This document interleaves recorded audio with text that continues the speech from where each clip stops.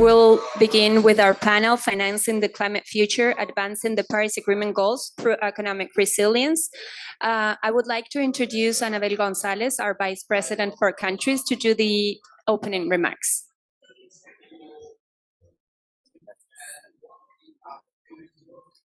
Thank you very much, and hello to everyone. It's a pleasure for me to welcome you to this event, Financing the Climate Future, Advancing the Paris Agreement Goals Through Economic Resilience, organized by the Inter-American Development Bank.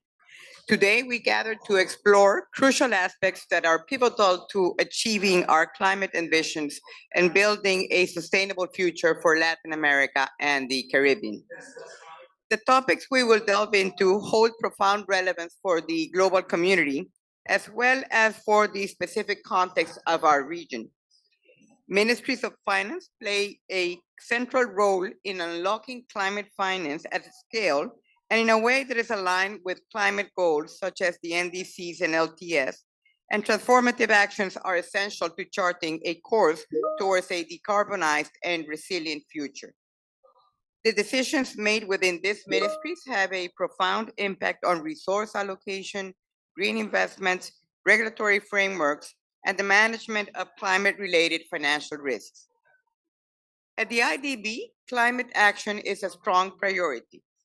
We recognize that addressing climate change is not only an environmental imperative, but also a critical factor for a sustainable and inclusive economic development. We strive to strengthen our role as a development partner of choice in the region for a just transition to a net zero, climate resilient, low pollution, and nature positive future. To this end, we are revamping our package of technical assistance and financial solutions. For example, we recently launched the Biodiversity and Climate Linked Mechanism for Ambition, IDB CLIMA, currently in its pilot phase, and which is an innovative instrument that seeks to align financial incentives with nature and climate action by providing the borrower with a discount equivalent to 5% of the loan's principal when nature and climate objectives of selected loan projects are met. This tool maximizes the impact of our development work by also rewarding efforts that will help countries mobilize capital. In this context, the Regional Climate Change Platform of the Ministries of Economy and Finance, created and led by the ministries, stand out as a beacon of collaboration and innovation. With the IDB serving as the technical secretariat, the platform fosters dialogue, collaboration, and the exchange of experiences among finance ministries. It provides a space for integrating climate change into financing flows, aligning them with the Paris Agreement, and driving the necessary transformation for a resilient future. Today's event is an opportunity to showcase the platform's relevance in addressing the challenges posed by climate change and sustainable development. We aim to discuss how the fiscal and financial agendas are being advanced in our region, the challenges and opportunities that lie ahead, and the role of that platform in bringing the technical gap to meet our climate goals and elevate our ambitions. During the last few months, we have been observing that the discussions of the countries in the different meetings of the platform are increasingly more technical and increasingly complex. For example, you had a frank discussion about the complexities of issuing sustainable sovereign bonds linked to performance indicators, and about the effectiveness of carbon prices mechanisms implemented globally. So far, these mechanisms have incentivized investments consistent with achieving net zero emissions. These are not just easy issues to discuss, and it is refreshing to see ministries of finance so engaged and informed in COP-related issues. And more recently, you also agreed to work in the following month to define a common regional vision of what economic, climate, and natural resource sustainability is for ministries of finance. This is an extremely ambitious and complex topic, but at the same time, very relevant. With all this in mind, I am particularly excited to introduce our distinguished panelists who bring a wealth of experience and insight to the table. We are accompanied by Daniela Buchuk, Economic Advisor, International Affairs Unit, the Ministry of Finance of Chile, the institution that is current president pro tempore of the platform. And we're also joined by Ivan Machado Oliveira, Deputy Secretary for Sustainable Development Finance at the Ministry of Finance in Brazil. They will share their visions, strategies, and perspectives on these critical issues. Their leadership and commitment exemplifies the collaborative spirit that the platform embodies. We have also with us Juan Pablo Bonilla, manager of the IDB's Climate Change and Sustainable Development sector, who will moderate the panel. In closing, let us remember that climate financing requires a shared vision. By aligning our efforts, maximizing efficiency, and attracting international support, we can enhance resiliency, policy consistency, and regional influences in addressing the formidable challenges posed by climate change. Thank you for your attention, and I look forward to a fruitful and insightful discussion. Thank you very much, and over to you, Juan Pablo.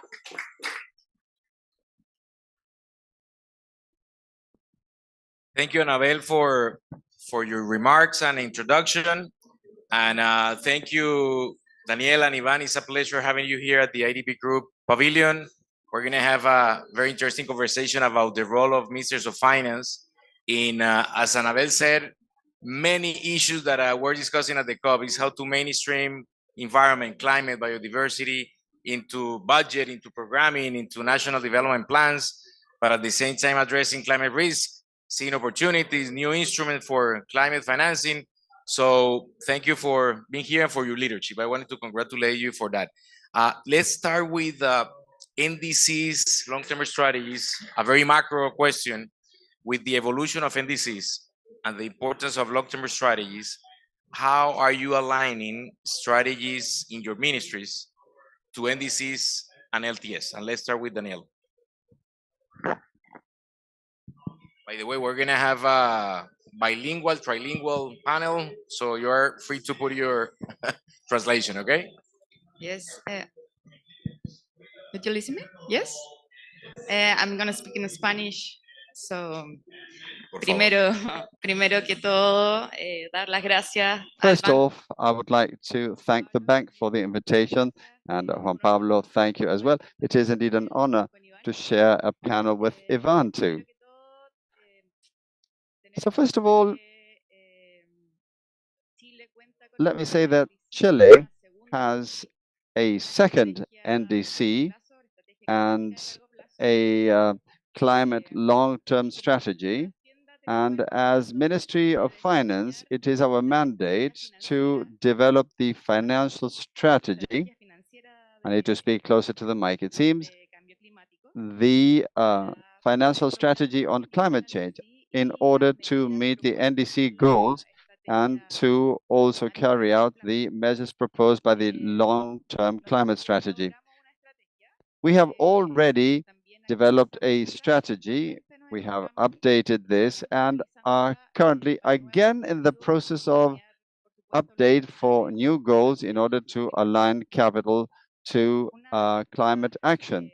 And one of the main things we see as a Minister of Finance is the need to mobilize capital towards sustainable activity financing. And one of the instruments we have envisaged and are working on now to avoid greenwashing is the design of a taxonomy in line with the work that Colombia and Mexico have already done.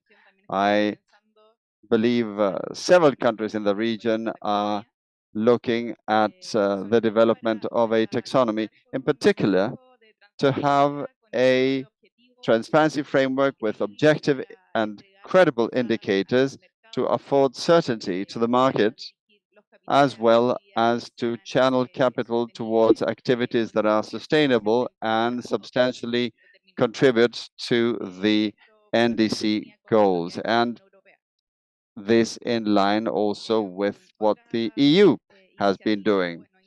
Another initiative has to do with instruments that we use within the finance ministry as well in order to meet the goals and finance the actions we have developed under the long-term strategy. This includes the sustainable sovereign green bonds as well as sustainability-linked bonds, SLBs, which are very much in vogue now. And we have 1/3 of our debt already in this kind of bonds, and we hope by 2026 to have 50% of our debt linked to climate goals and to cleaner activities. Thank you. Thank you, Daniela. Thanks, Bonilla. A pleasure to be here. In fact, IDB generally say that is the multilateral development bank that gets to know Brazil better and really is always quite helpful, not only in financing but also in finding solutions to some of the problems we have to deal with, be it with development or climate. Then a pleasure to be with you here. As you know, and our minister was here 2 days ago launching the ecological transition plan or transformation plan. That is, I'd say, the key umbrella we're going to have during this administration when it comes to assessing climate and development challenges together. So that's something quite meaningful, I think. And that's quite meaningful to have the Minister of Finance here dealing with that. The other day, our key negotiator, climate negotiator, Ambassador André, was saying that COP will get to a point of real relevance when the Minister of Finance are here. So our ministers are here, and we're quite connected to the Minister of Environment and Climate Change to trying to find solutions. In our case, we're reassessing our NDCs and really building our long-term strategies. That's something the Ministry of Environment is leading, but quite coordinated in the interministerial. We have an interministerial committee dealing with climate in Brazil, where the Minister of Finance is also there. So we're also discussing taxonomies, and that's something the Minister of Finance is leading. So we have prepared a first draft. We had a public consultation process that ended in last month. And so by the end of next year, the idea is that we have a fully implementable, in fact, the idea is to implement the taxonomy by the end of next year. So that's definitely some quite important, and it's well connected to the ecological transformation plan. One of the pillars of the plan has to do with sustainable finance, and delivering the taxonomy is one of the key deliverables there. So it's really moving together with some countries like Mexico and Colombia that have started that process. And the way you're framing the taxonomy is going to be quite helpful, I think, to understand how Brazil is dealing with that agenda and how that is going to connect finance and development. There's also something in IDB has been a key player there with the sovereign bonds. We have just launched and issued $2 billion, and in the whole process, IDB was really important. So we thank you for that. It was a great success, I'd say, with a coupon of 6.5%, what is okay for, but I think we can push the coupon down a little bit in the next issuances.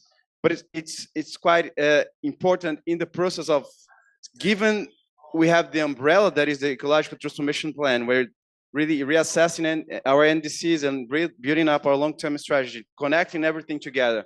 So the issuance of those bonds is going to be critical to finance. It's going to be critical to really connect to even to BNDES, for example, our National Development Bank, and some other key stakeholders as IDB to really push finance to finance transition in Brazil quite seriously. So again, a very important step, I'd say.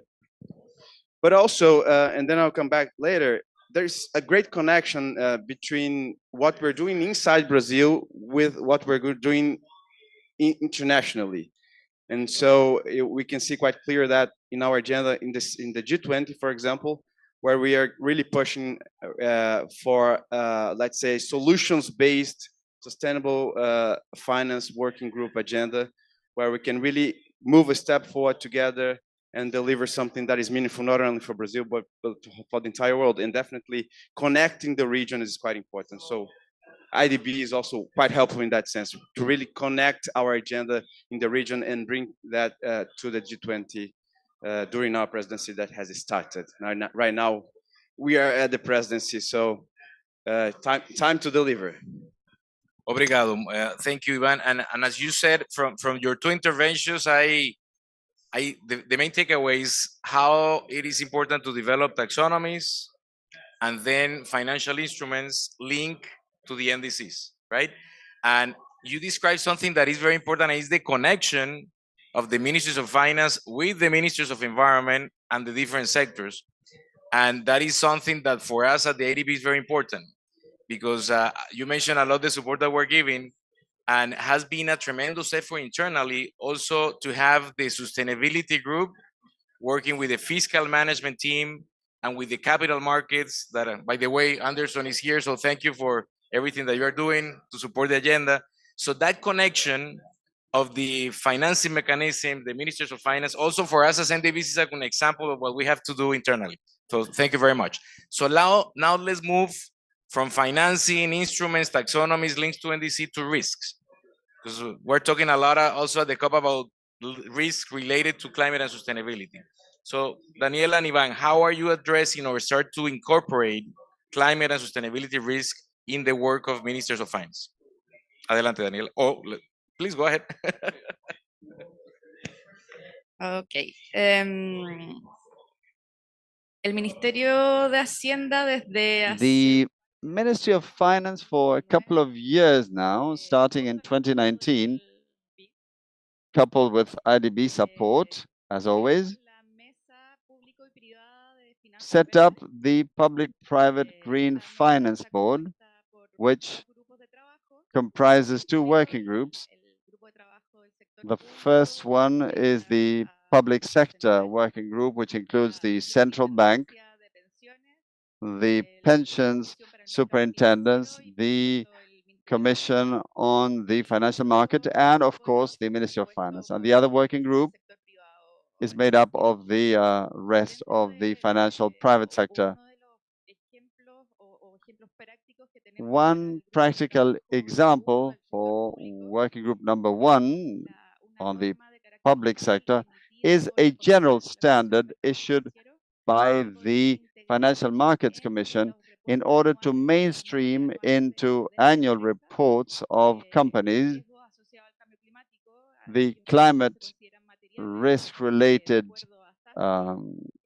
climate change-related risks, including material risks, and also considering FASB standards, international recommendations, and the work that is being done internationally. I should also add that as part of this board,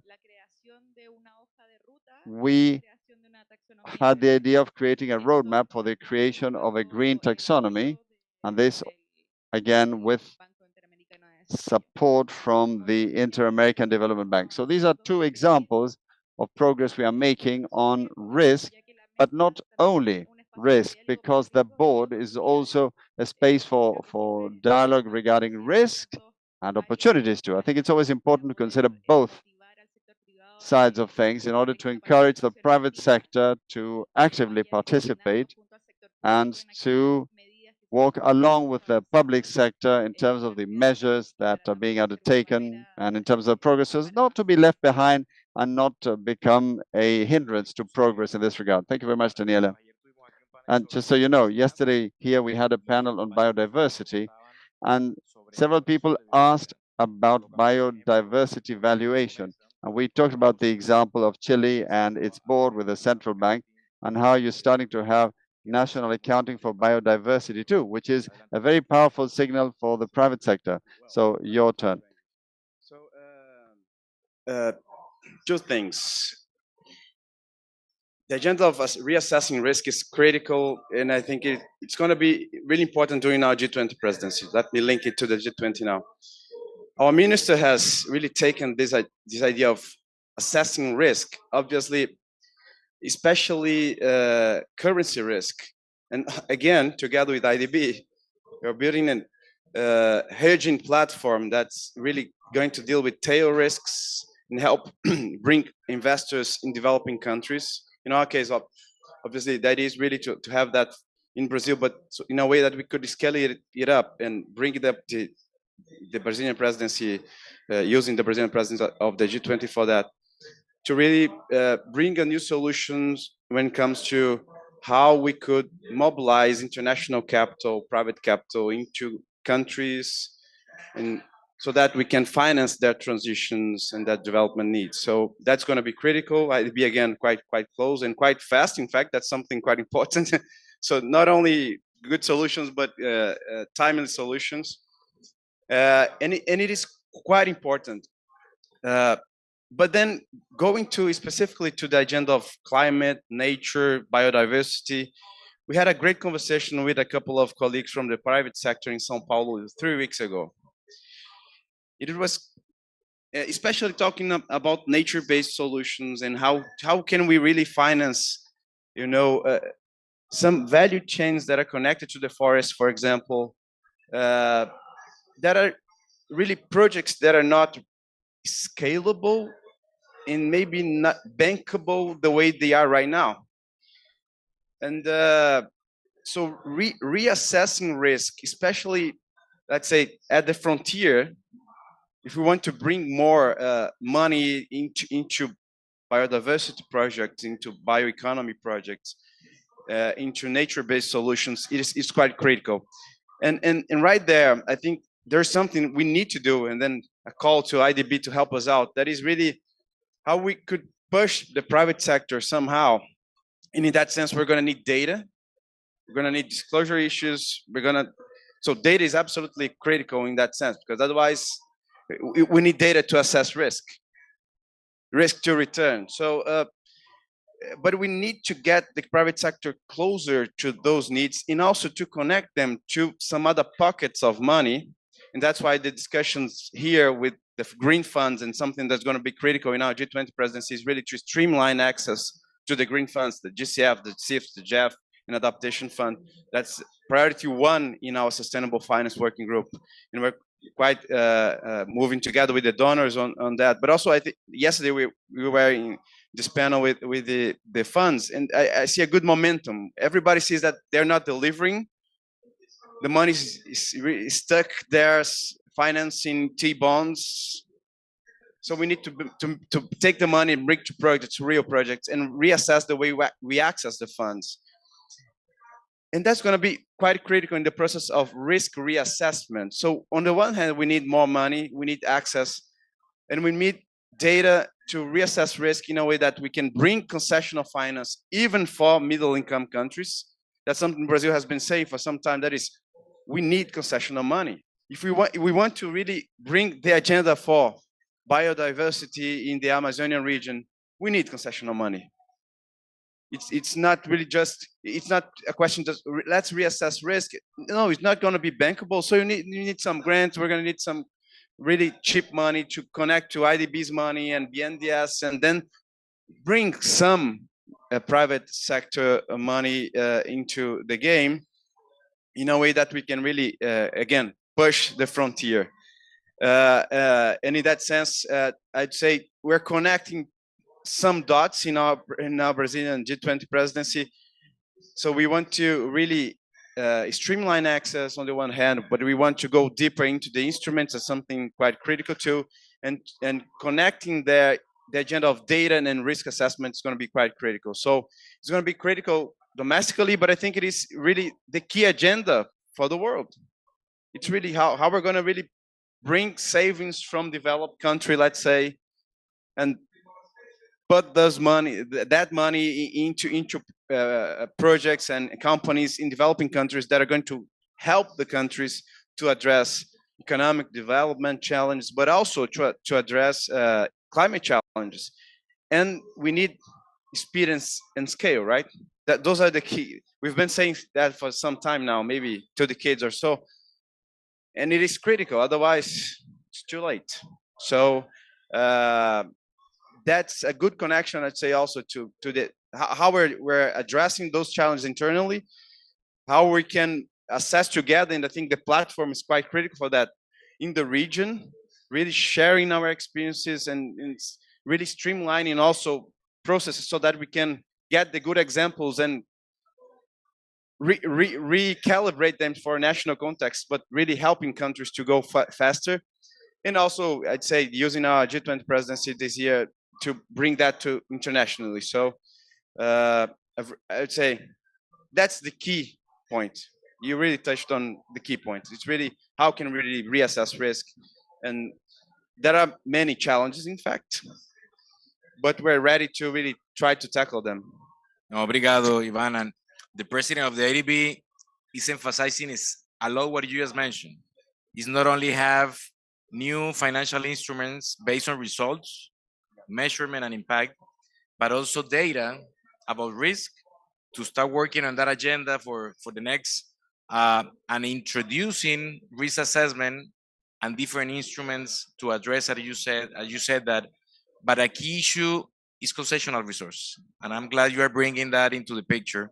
But that is gonna be very important to bring concessional resources to test different models related to risk. You mentioned G20 and many things that are happening here at COP, and I wanted to ask you both. Let's start with Daniela.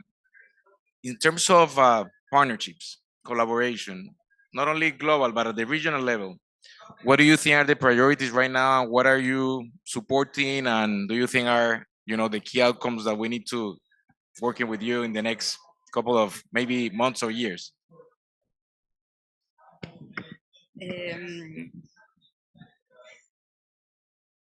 Con respecto, creo que es muy importante Well, destacar I que think it's important to highlight that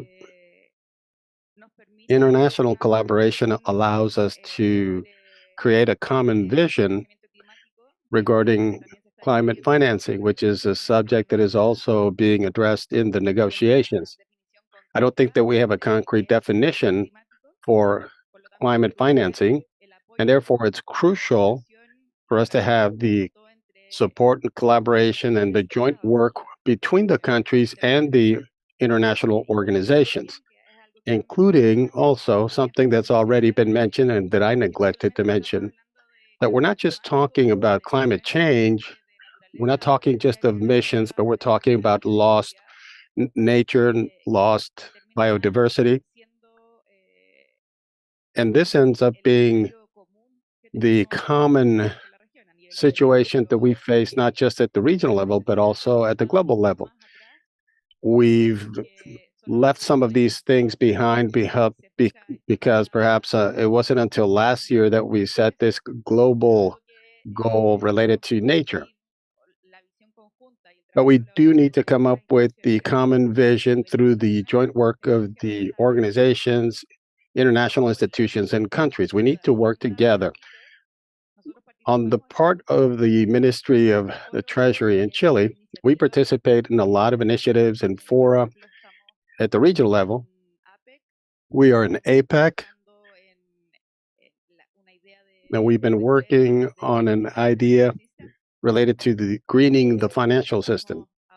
Additionally, we are also once again taking up the work with the Pacific Alliance, likewise looking for mechanisms to strengthen the work of ministries of treasury and climate finance.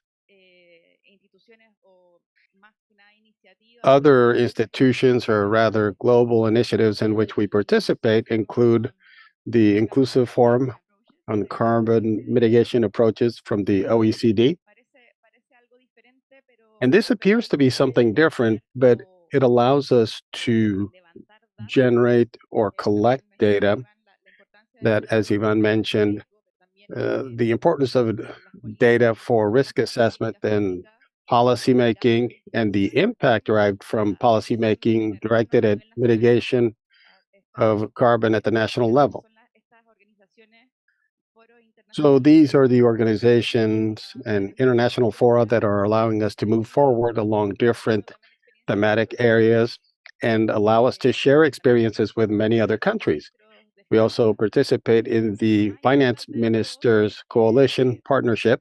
But the most important thing of all is that since September of this year, we have been leading the regional climate change platform that involves ministries of treasury and economy, obviously with the support of the IDB, and above all else, thanks to the excellent work conducted by the platform's technical secretariat. So the work that we are doing, despite the fact that we've been involved with the platform for a short time, is extremely important for us to be able to develop the joint work that needs to be undertaken towards a common view of climate financing. It's very difficult to come up with common ground, with a common vision. And the objective is to come up with the roadmap to the destination, carry out the work that needs to be done with the different ministries of treasury to identify those common areas. And that's where we are capitalizing on the existence of this platform. And it's also important to mention that we've had a number of very, very productive meetings in which we've been able to share each ministry's experiences, and we've been able to learn from best practices and the best examples that we have in the region. Because even though we're very different as countries in the region, we still have some common threads that we can use to learn from each other. And that's what the platform offers to all of us. Based on G20, how do you see international cooperation, regional cooperation for the agenda? Thanks. This government is really keen to. We have already done that, I think, throughout the year. Regional integration is critical. It is a priority, and Brazil is back, but it's especially back in the region. I'd say it's really important for our foreign affairs, for our foreign policy at large, but also economically and financially. I think there's a lot going on. We're now within the government. We created kind of a informal group among the Minister of Finance, Minister of Planning, and Minister of Foreign Affairs to deal with financing for regional integration. So with that, we had a first seminar just a couple of months ago. But what we're really trying to do is trying to connect a little bit better what we're doing domestically with the region and fostering some connections we have even with the G20 with the region. So in that sense, for example, how could we reinforce financing for infrastructure in the region? That's something quite critical. We have the bioceanic road that's there about to be a reality. IDB is quite involved with that too, but also CAF and some other banks. And so how we could really think of infrastructure that is quite critical for regional integration in the region in this context of transition, of reconnecting our economies in a way that we can move together when it comes to climate transition, but also again we have quite a lot of commonalities when it comes to social and economic challenges. So that's something President Lula is always saying, look, and that's critical for our G20 agenda all over. So we need to deal with inequalities, we need to deal with poverty. It's back, unfortunately, too. So in Brazil, I'd say what we've seen after COVID is something quite critical. So we lost maybe a decade or so in 2 or 3 years, and so poverty is back. People are on the streets, on the traffic lights, really begging for something. So the development challenges are really huge in the region. So we need to have that in mind. Obviously, we need to deal with the humanitarian challenge that is really climate change. So otherwise, we'll not be here. But we need to deal with that collectively, but having the human perspective at the center. Even when talking about the Amazonian region, yes, we need to deal with the forest, but let's remember that plenty of people are living there. Most of them are living in cities that are really having to deal with the old school development challenges of water, sanitation. We're going to Belém 2 years from now. And I can tell you, it's not only a forest thing you need to deal there.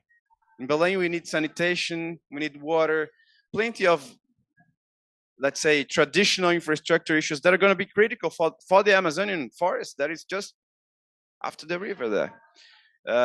And for that, I'd say IDB is really well placed. I'd say if there's a bank that gets to know quite well the Amazonian region, especially cities in the Amazonian region, that is critical, that is IDB. So we really count on you, and I think the platform is really part of that process of sharing, again, good experiences that can be replicated in some other countries of the region.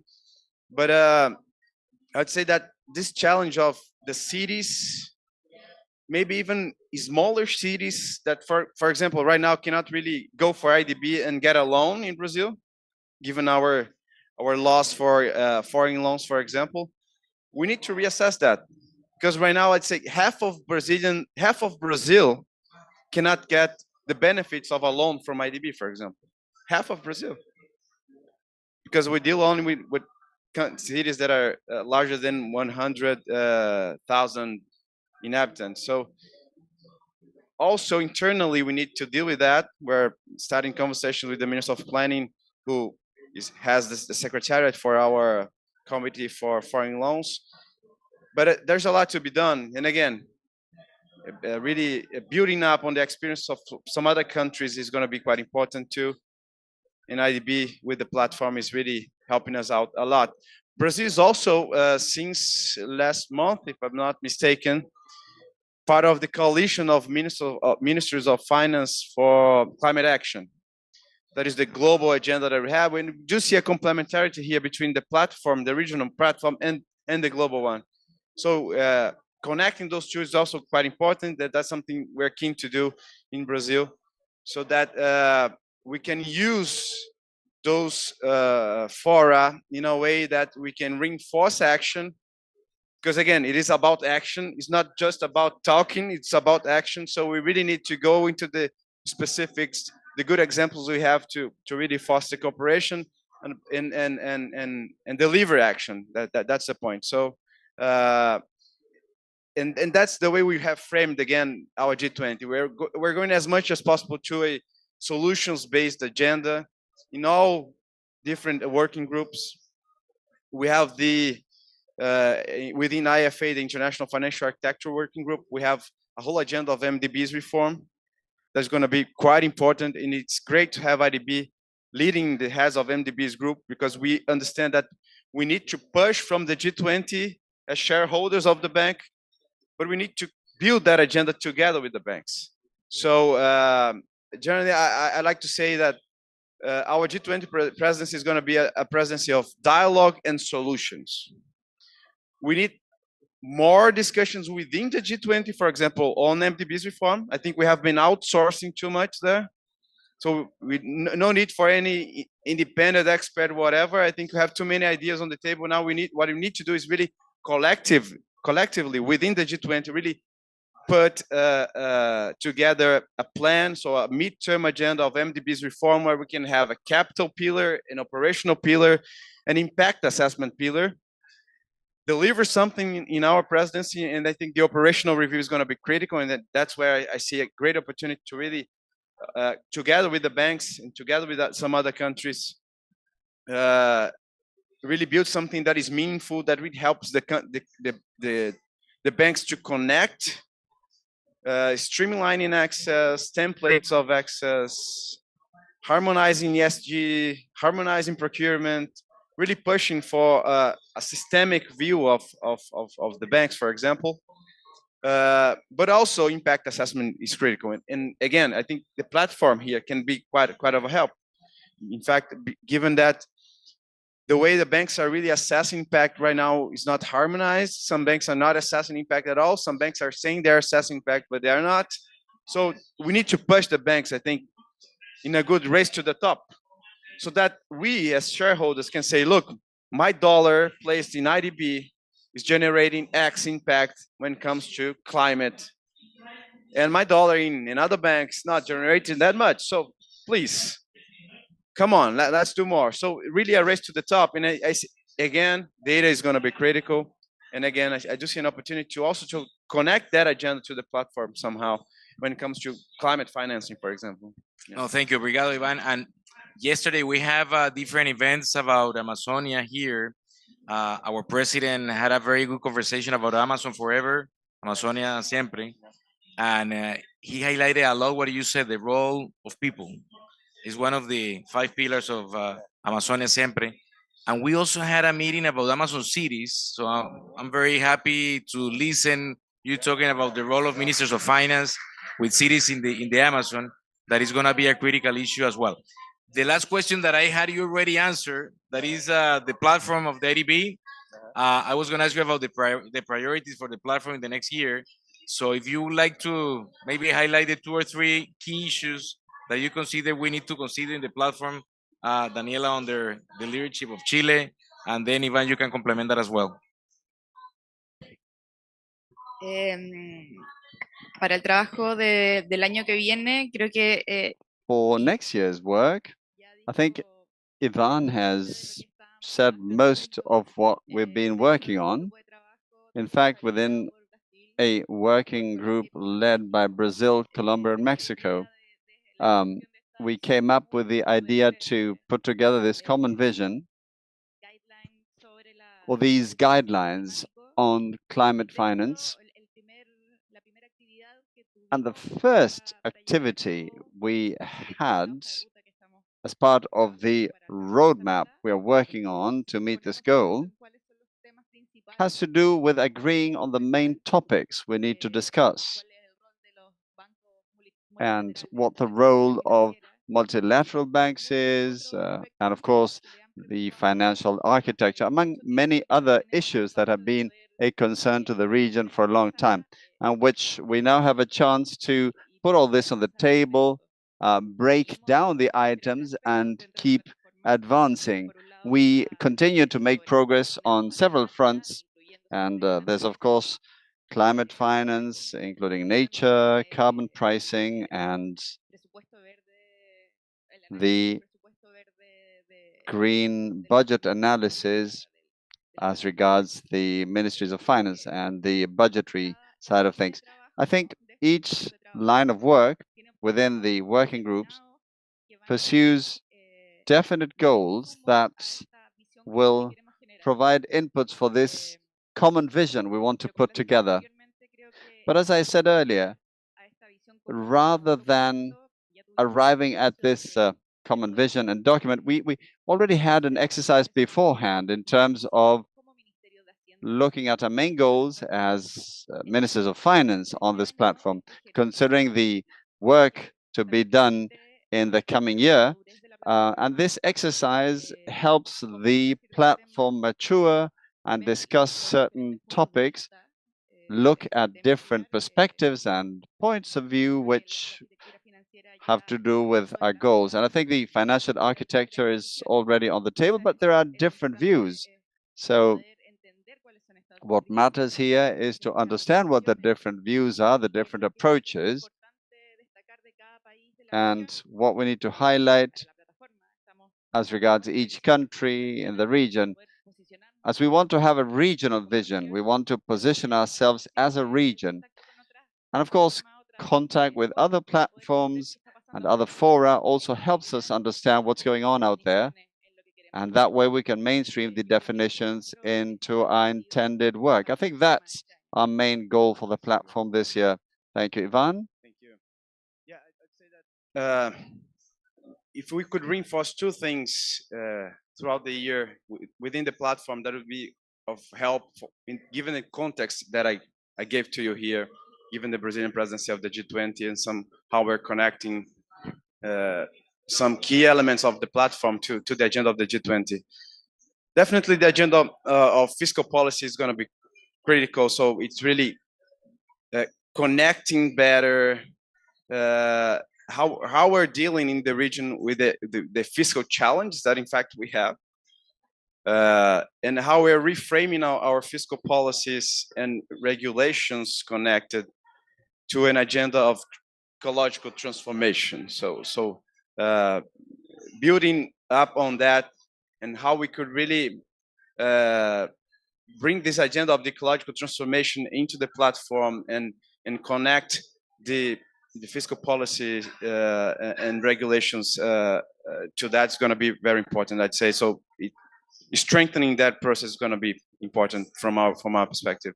But also, I'd say the more we could connect to the agenda of international cooperation, and especially good ideas on how to connect the dots, how to connect financing for transition in the region, the agenda of MDBs, the agenda of the green funds, mobilizing private sector, that somehow is well connected to the agenda of regulation in general, so something that our ministries can also are dealing with every day, but also the central banks. So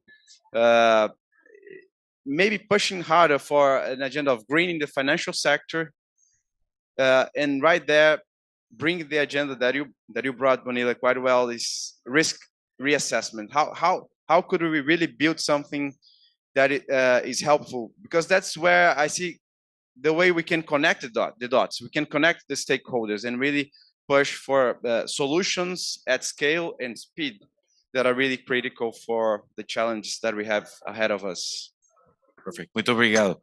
I think we have to close, but I wanted to thank you. I know all the events that are happening in parallel at the COP, negotiations, Ivan, Daniela. So it's been a pleasure having you at the IDB Group Pavilion, and thank you for the opportunity that you have given us, IDB, to support your countries, to support the platform, and to continue working with you. And thank to all of you as well.